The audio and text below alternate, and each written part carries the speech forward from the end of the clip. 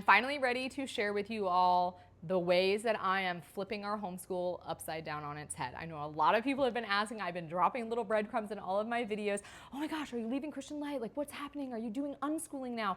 No and no, but yes, we are changing some major things, and I am super excited to share this with you all. So I'm just gonna rip off the Band-Aid and let you all know that we are going to start using a curriculum called 5 in a row. If you are not familiar with this, it is one of the most incredible concepts I've ever laid my eyes on, and it's a perfect mix of the Charlotte Mason method, where you're using literature and you're pulling lessons from actual stories that you're reading, but it also provides enough structure that I don't feel like we're totally unschooling. So with the 5 in a row curriculum, the reason why it's called that is because you are going to read a story with your child for 5 days in a row. You're going to read the same story Monday, Tuesday, Wednesday, Thursday, Friday.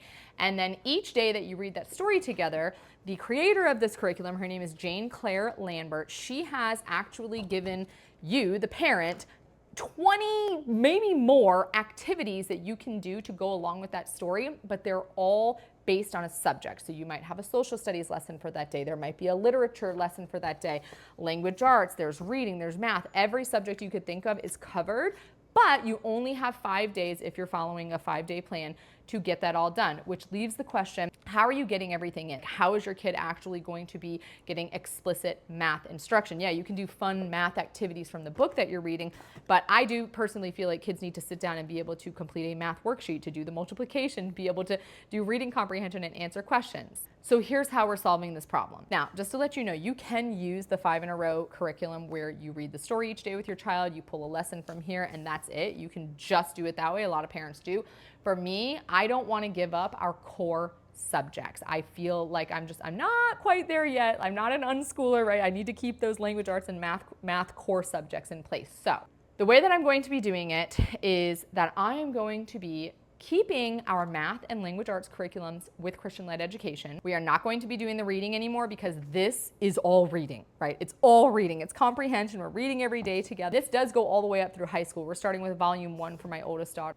But we are going to keep our Christian-led education, language arts, and math. But there's no possible way that I could do language arts, math, and this. I'm just adding on to my plate at that point, and that's what I'm trying to not do here, right? I'm trying to lessen the load on my plate and make our homeschool more fun and enjoyable and not add to my plate. So I'm doing something that is a little radical, and I am freaking out about it a little bit, but we are not going to do math and language arts every day like we are currently doing. I've always been a proponent of doing those 2 subjects every single day. Science once a week, social studies once a week, but math and language arts need to be done every single day. We're scrapping that. We are going to start alternating. So math on Monday, language arts on Tuesday, math on Wednesday, language arts on Thursday, which means they're only getting 2 math lessons a week and 2 language arts lessons a week, which begs the question, well, how are you going to finish in time? I don't know. We're going to play it by ear. We do school year round. We homeschool year round. So I think we're going to be okay. But if I see they're slipping or that they need an extra day, I'm going to have to finagle something. For right now, we're going to alternate the days. I have created an entirely new schedule. I'll be showing this to you guys in another video, but I've essentially created an entire schedule where I know exactly what days we're going to be doing what subjects, and then we will do our 5 in a row curriculum where we read the story together, and then we go outside and do a fun activity or whatever goes along with it. Now, the way that 5 in a row works is that the author here, Jane Claire Lambert, she has compiled a list of books for each volume. So I have 5 in a row. This is for ages 5 through 9. And then before 5 in a row is for ages 2 through 4. I have both age groups, so I'm doing both. And what she's done is she's compiled a list of storybooks for you to grab from your local library. I use the thrift books online to get a lot of these. And these are all very intentional. These are not random picks. She chose these books because they have moral lessons involved, geographical history, that kind of thing.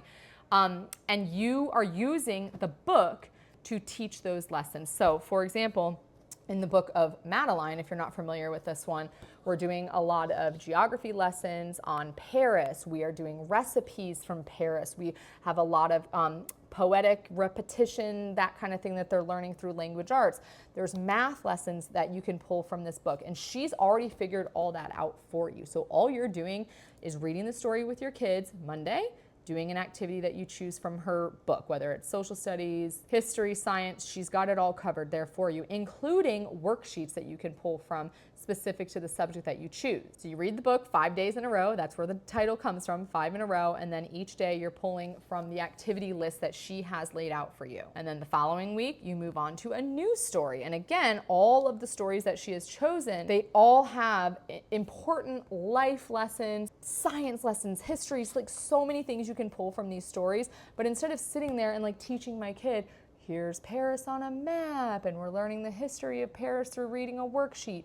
You're reading the story, you're getting that literature piece, and then you're turning around and you're doing an activity to go along with that. Now, I'm basically gonna turn this into a series. We start this on Monday. I have spent the last month planning for this, prepping. I've got, you know, our little schedule booklet that we've made. I bought a book binder so that I could get things ready. Like, I am going all in on this, and I'm so excited. Like, I just feel like this was what God intended for our homeschool. Through this move that we've made, I've seen such a joy and curiosity sparked in my children that I've never seen before. And that was my cue. Like, yes, our homeschool was great before, but it lacked excitement, and it honestly lacked home, right? We were doing school at home instead of homeschooling together. And that is what I'm trying to change by taking more of a Charlotte Mason approach to this. The 5 in a row curriculum, it is considered a Charlotte Mason approach, where you're using literature, you're using stories that you're reading together as a family, and you're pulling lessons from that. And maybe one day I will be brave enough as some of these other Charlotte Mason homeschooling moms to where